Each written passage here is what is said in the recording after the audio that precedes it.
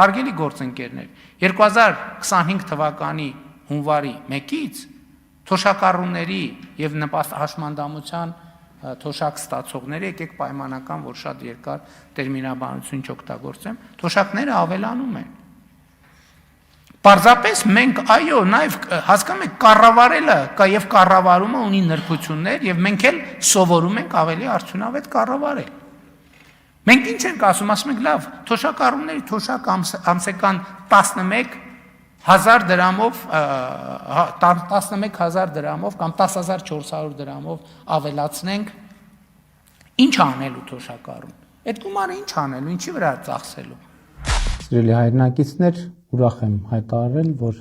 ապրիլի 1-ից կենսաթոշակները Հայաստանի Հանրապետությունում կբարձրանան։ Ընդ որում համեմատաբար ցածր թոշակները կբարձրանան 10,000 դրամով, համեմատաբար բարձր թոշակները կբարձրանան ավելի քիչ։ Ընդ որում այս հաշվարկների մեջ չկա հետվճարը, այսինքն փաստացի թոշակները կբարձրանան իմ նշած սանդղակներից ավելի շատ, այսինքն հետվճարի համակարգը արդեն առանձին հաշվարկ է, որի մասին բազմիցս խոսել են։ Եթե մենք օրինակ վերցնենք եւ 20,000 դրամով բարձրացնենք թոշակը, նույն քաղաքացին էլեկտրական էներգիայի վրա եւ տուն տաքացնելու վրա ծախսելու արդեն ոչ թե 27,000 դրամ, այլ ծախսելու է 35,000 դրամ, բայց տունը միևնույնն է չի տաքանալու, որովհետեւ այդ տանը կան բազմաթիվ խնդիրներ, սկսած պատուհաններից, վերջացրած դռներով եւ այլն, վերջացրած պատերով եւ այլն եւ այդպես շարունակ։ Եվ հետեւաբար մեր խնդիրը մենք սովորաբար ինչով ենք գնում, ասում ենք դե 27,000 դրամը քիչ է տունը տաքացնելու համար, եկեք ծախսենք 35,000 դրամ, բայց մեկը 35,000 դրամով էլ տունը չի տաքանում, միևնույնն է, որովհետև տունը տաքացնելու համար մենք ընդհակառակը պետք է մեծ հաշվով փորձենք ծախսել ավելի քիչ,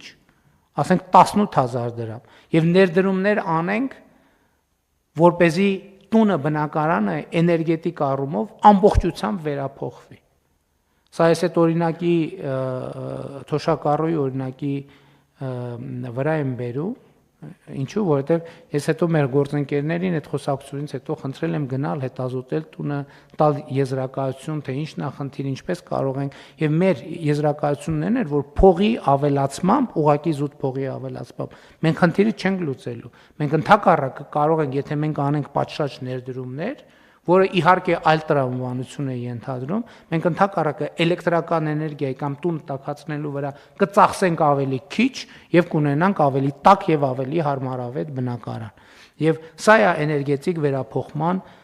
իմաստը։ Մեր հետազոտությունը ցույց է տալիս, խոսք այս դեպքում 65+ տարեկան թոշակառուների մասին։ Մեր հետազոտությունը ցույց է տալիս, որ մարդկանց առաջնային ծախսը առողջապահությունն է։ Հիմա հետևաբար ինչի մենք մարդկանց տանք այդ փողը, որ ինքը չիմանա, թե ինչպես այդ փողը արդյունավետ օգտագործի իր առողջապահության վրա։ Գնա դեղատուն այլ բան գնի, քան պետքա գնի, գնա ստանա այն բուժծառայությունը, քան պետքա ստանա։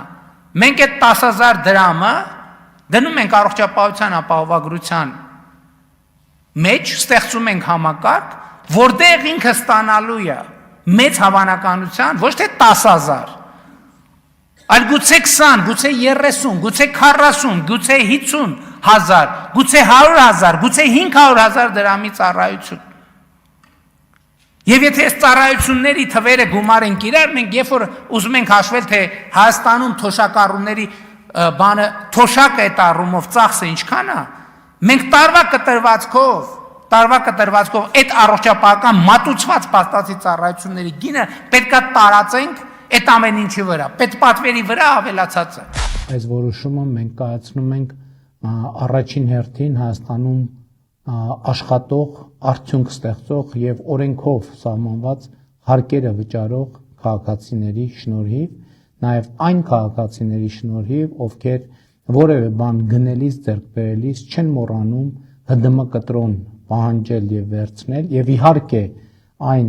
տնտեսվարողների,